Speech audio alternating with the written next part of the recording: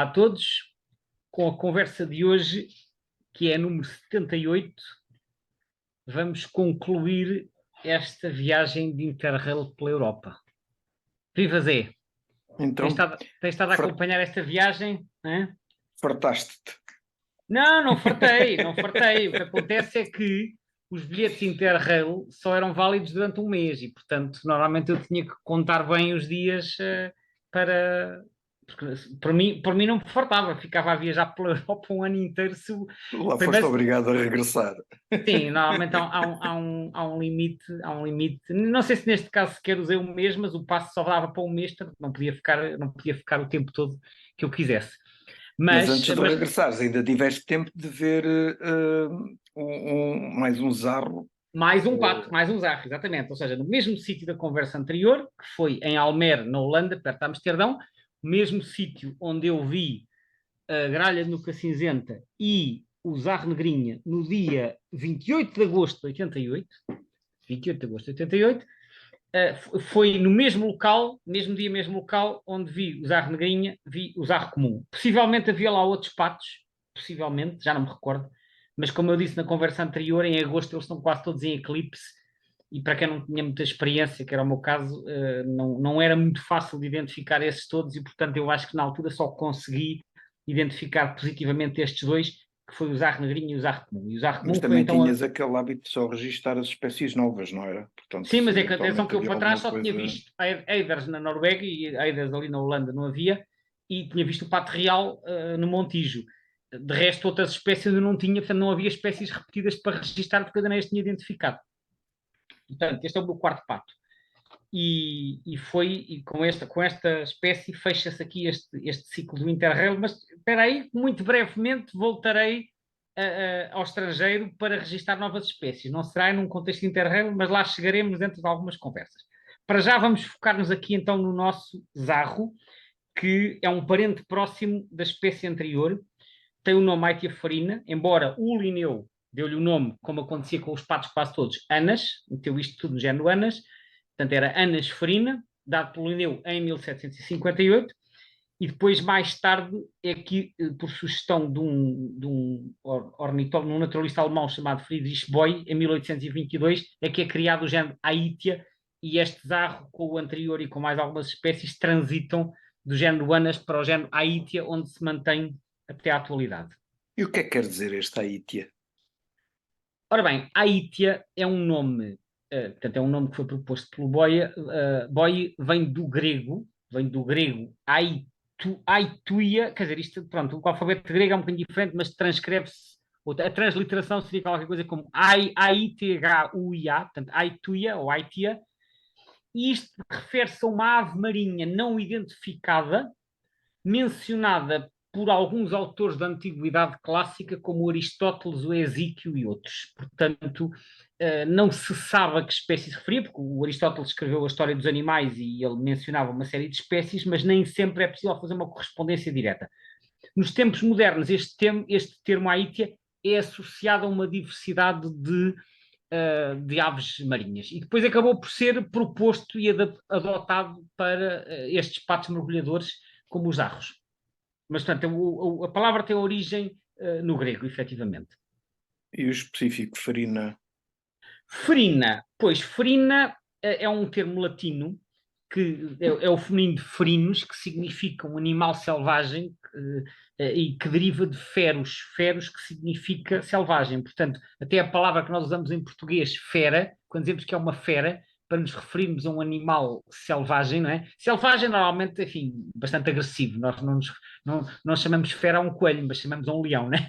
Mas, portanto, o feros significa selvagem. E, portanto, ferinos, portanto, o Anas ferina seria para dizer, se traduzirmos à letra, será um pato selvagem, é o que isto quer dizer. É a melhor interpretação que se pode fazer aqui.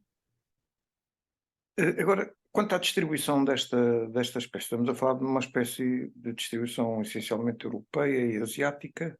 Sim, portanto, vai pela Eurásia, tem uma distribuição parecida com a do Zarro Negrinha que falámos na conversa anterior, com algumas diferenças. Portanto, eles vão vão desde a Europa até a Ásia, não chegam bem ao Extremo Oriente, portanto a distribuição deles termina um bocadinho mais para cá, ali na Mongólia, no norte da China, mas já não vai até ao leste da Sibéria, e na Europa não vai tão a norte como o do Zarra Negrinha, porque o do Zarra Negrinha vai mesmo quase lá até ao Ártico, e este fica ali pelo sul da Finlândia e sul-centro da Suécia. Portanto, não vai tão a leste nem tão a norte, mas grosso modo a distribuição é parecida, as populações mais a norte são migradoras, as da Europa Central e Ocidental são parcialmente residentes. Aliás, não é difícil de perceber, eu não referi isto na conversa anterior, mas vale a pena relembrar. Estas aves aquáticas que mergulham, né, que se alimentam, por exemplo, em lagos e que mergulham para chegar ao fundo, têm um problema no inverno em latitudes mais elevadas ou em climas muito continentais, é que os lagos congelam. Se os lagos congelam, eles não os podem frequentar e muito menos mergulhar. Daí que as populações do norte tenham que migrar para regiões onde haja águas livres que eles consigam utilizar para águas livres, ou seja, ou então mesmo que sejam lagos, mas em lagos ou reservatórios que não congelem. Nas latitudes mais temperadas, que é o caso de Grã-Bretanha ou França ou Holanda, como as águas aí normalmente já não congelam no inverno, eles aí já estão presentes durante todo o ano. Portanto, há aqui esta diferença de padrões migratórios que tem a ver com a latitude. Na Península Ibérica nós temos uma situação mista, porque temos uma população nidificante e temos depois também uma população invernante, sendo que a população nidificante é aquela, portanto, que se reproduz entre nós, e a invernante inclui aves que vêm de latitudes mais elevadas e que vêm cá passar o inverno. Portanto, nós temos aves vindas de onde? Nós temos aves vindas de diversos países europeus, por exemplo, em Espanha sabe-se que há recapturas de vários países do centro e do norte da Europa e indivíduos anilhados em Espanha, penso que capturados no inverno, não tenho a certeza, foram depois recuperados em países como a Suíça, a República Checa, a Finlândia, a Ucrânia, que até é mais a leste, provavelmente a norte, né? A Ucrânia e a Rússia. Portanto, há um contingente invernante vindo dos mais diversos países europeus. E nós aqui em Portugal, isto é uma ave que também não é assim propriamente muito trivial de encontrar por aí. Não, mas tem algumas curiosidades. É assim, nós aqui de facto temos que distinguir entre a população invernante e a população nidificante. Porque a nossa população invernante, e nossa aqui eu refiro-me quer a Portugal, quer a Espanha, portanto ao conjunto da Península Ibérica, a população invernante tem vindo a diminuir ao longo dos anos. Enquanto que em Portugal, a população nidificante em Portugal e em Espanha tem vindo a aumentar. Dito de outra maneira, eles no passado eram mais comuns como invernantes e agora não são tão comuns, mas por outro lado, como nidificantes, espalharam-se um bocado. Portanto, Haverá parece. tendência para acontecer o que acontece um pouco também na Europa Central, das populações se tornarem mais residentes?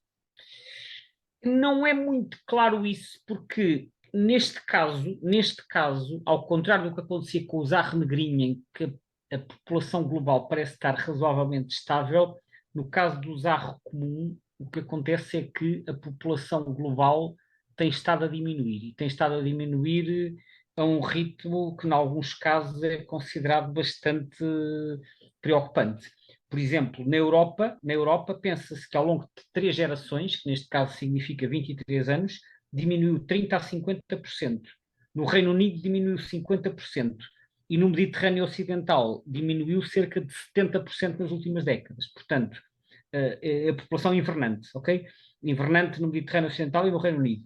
E por causa desta diminuição, o estatuto de ameaça global desta espécie estava em pouco preocupante até 2012, portanto até há 12 anos atrás, e a partir de 2015 passou a estar considerado como vulnerável. Portanto, o zarro comum agora é vulnerável a nível global e a nível europeu, porque por causa desta diminuição que parece estar a afetar a maioria da sua área de distribuição. Ou seja, continuam a ser bastante abundantes a nível global, mas o ritmo de diminuição é bastante acentuado e foi esse o motivo do aumento em 2 escalões do Estatuto de Ameaça. E pensa-se que entre as causas da diminuição terão, por um lado, a pressão de caça excessiva em algumas zonas, por outro lado, a destruição do habitat, e por outro lado, um fenómeno que afeta também outras aves aquáticas, que é, não sei se já ouviste esta palavra, eutrofização das sim. águas. A eutrofização, que às vezes é causada por um excesso de nutrientes, por exemplo, provoca um aumento do fitoplâncton, portanto as águas ficam com mais fitoplâncton e acabam por se tornar mais opacas, portanto menos transparentes, nomeadamente à passagem da luz solar, e isto tem como consequência uma diminuição da flora que existe no fundo e da qual esta espécie e outros patos mergulhadores se alimentam. E, portanto, a eutrofização acaba por tornar, quando a eutrofização se torna excessiva, acaba por tornar os ambientes menos favoráveis em termos de biodiversidade e menos favoráveis para espécies como esta que se alimentam das plantas dos fundos. Não quer dizer que eles dependam unicamente disso, mas é um dos fatores adversos que tem sido identificado. O que é engraçado é que eu li também um artigo que referia que essa eutrofização das manchas d'água acabava por ser um contributo para a expansão, na medida em que também aumentava a disponibilidade de alimento para esta espécie. Repara, e que eventualmente uma das coisas que pode levar à redução já terá a ver com perda da qualidade da água. No caso das pisciculturas, refere-se aqui a intensificação, etc, etc. Mas também tem aqui uma referência neste artigo, que é um artigo de A.D. Fox, da Artus University e outros, que se chama Recent Changes in the Abundance of Common Pochard Aetiafarina Breeding in Europe. E uma das coisas que eles também referem aqui, que eu achei curioso, é que, pelos vistos, esta espécie também gosta de se associar a colónias de gaivotas, crococéfalos redibundos, não é? E que a redução dessas colónias também terá a contribuir para a redução das colónias de patos. É possível. Repara, eles gostam no Birds of the World, eles no Habitat referem que eles apreciam aquilo que eles chamam eutrófic or neutral swamps, marshes, lakes. Né? Portanto, eutrófico sugere que... Eutrópico, penso que tem a ver com isto de ser algo eutróficos, não é? Só que o que acontece é que a eutrofização, como tu referes, pode ser benéfica em determinadas situações. Aliás, as alterações de habitat, às vezes nós falamos de alterações de habitat como se elas fossem sempre más. Às vezes são boas para umas espécies e más para outras. A eutrofização em si não é necessariamente má, desde que se calhar esteja num determinado grau, não é? Agora, se atingir um valor demasiado elevado de eutrofização, isso acaba por tornar o habitat... Olha, é como a salinidade, se quiseres, não é? Teres um determinado grau de salinidade é bom para determinadas espécies, mas se forem águas hipersalinas, aquilo às tantas torna-se impróprio. Em África, por exemplo, no Vale do Rift, há lagos que são lagos endorreicos, né? A água não sai dali, a não ser por evaporação, aquilo tem um grau de salinidade elevado que praticamente só os flamingos é que estão lá, aquilo está carregado de flamingos. As outras aves não aguentam, porque o grau de salinidade é excessivo. E eu acho que aqui, com a eutrofização, poderá acontecer algo semelhante. Há um nível ótimo, mas se o grau sair desse nível ótimo, desse intervalo ótimo, a espécie deixa de se conseguir sobreviver ali, né? Outro fator de ameaça que também é referido é a introdução de espécies de peixes para pesca, mas que na realidade depois competem pelo alimento e também neste caso, mamíferos predadores, não é? Portanto, ou seja, há aqui uma série de fatores, não é? A introdução são mesmo de muitos espécies... fatores aqui identificados em relação à ameaça desta espécie. Há vários fatores e é preciso dizer sobre estas espécies introduzidas, a introdução de espécies na natureza, em termos de equilíbrio dos ecossistemas, e agora vou fazer um bocadinho uma generalização, porque tenho noção que isto não se aplicará a 100% dos casos, mas de uma forma geral a introdução de espécies de animais ou plantas, em termos do equilíbrio dos ecossistemas, faz mais mal do que bem. Não quer dizer que não haja casos em que não possa haver ali algum tipo de benefício, mas de uma forma geral, certas espécies, sobretudo aquelas que têm propensão para se tornar invasoras, acabam por dar origem a desequilíbrios que depois afetam as nossas espécies autóctones. E esse é que é o problema, muitas vezes, das introduções, que nem sempre são feitas de forma intencional, às vezes são acidentais. Olha, até certos moluscos, não é? Às vezes não são largados intencionalmente, vêm agarrados aos cascos de navios que vêm de outros continentes, não é? Portanto, há situações que são acidentais. Agora, a introdução de organismos de natureza acaba por prejudicar, quer pela competição que criam, não é? Ou pela predação que induzem, ou pela alteração das condições ambientais. Portanto, e esta espécie pode ter sofrido com isso. Curiosamente, tal como aconteceu com a espécie anterior, esta também é uma espécie que parece ter tido uma grande expansão na Europa desde há 200 anos para cá. Portanto, elas ocorriam mais na Ásia, espalharam-se para o oeste no século XIX e depois no século XIX então colonizaram a Suécia, a Finlândia, a Dinamarca, a Holanda e a Grã-Bretanha. E depois, já no século XX, colonizam a França, a Alemanha e a Espanha. Portanto, eles, aparentemente, uma das explicações possíveis para esta expansão é que eles ocorreriam mais na Ásia e que depois as condições de nidificação na Ásia Central ter-se-ão alterado devido ao enxugamento de certas áreas que terão secado, talvez por transformações para a agricultura ou algo parecido, e entretanto, como foram criados habitats favoráveis, portanto, aquilo que eu já referi no Zarra Negrinha, ou seja, zonas úmidas, massas de água artificiais, como certos reservatórios, que estas espécies apreciam e que se conseguem adaptar, e elas acabaram por conseguir tirar a oportunidade disso, portanto, aproveitar esses novos habitats e acabaram por colonizar bastante a Europa. Só que em anos recentes, efetivamente, parecem estar a diminuir, como eu já referi, daí terem sido colocadas como vulnerável tanto a nível global como a nível europeu. Em Portugal tem duas categorias, tem uma para a população nidificante e outra para a população invernante, sendo que a população nidificante está considerada em perigo essencialmente por ser uma população muito reduzida, embora seja uma população marginal, mas que, de acordo com o Atlas mais recente e com a lista vermelha, andará entre os 30 e os 100 casais, quase todos no sul, portanto, quase todos no Alentejo e no Algarve, e a população invernante está na categoria de vulnerável e está estimada entre 500 e 1.500 indivíduos. E o estimado aqui é um termo importante, porque, como eu já referi em conversas anteriores, não há atualmente números publicados sobre as contagens de aves aquáticas nos últimos anos. Portanto, eu nem sei muito bem de onde é que vêm estas estimativas que aparecem na lista vermelha e no Atlas, no terceiro Atlas nidificantes, e estes dados dos invernantes eu não faço ideia se são dados não publicados ou se são assim umas estimativas feitas com base em conhecimento avulso, mas recolhido de forma não sistemática. Portanto, há aqui uma grande escassez de informação e eu próprio gostaria que houvesse monitorizações mais regulares, porque eu acho que é essencial para fazer conservação das aves,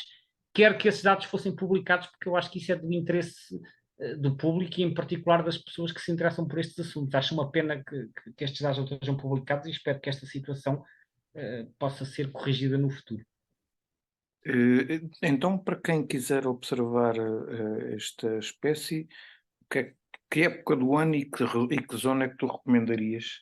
Bom, pela minha experiência, o sítio mais fácil para observar estes aves é no Algarve, porque no Algarve existem uns quantos casais nidificantes e que frequentam locais que são particularmente acessíveis e onde eles até parecem ser bastante tolerantes à presença humana. E estou concretamente a falar das massas de água costeiras, pequenas lagoas, no Algarve Central e Oriental, no Sotavento. Portanto, estamos a falar de sítios como a Lagoa dos Salgados, que fica no concelho de Silves, a zona de Vila Moura e da Quinta do Lago, que fica em Lolé, e outras pequenas lagoas do concelho de Lolé, como a Lagoa das Dunas Douradas.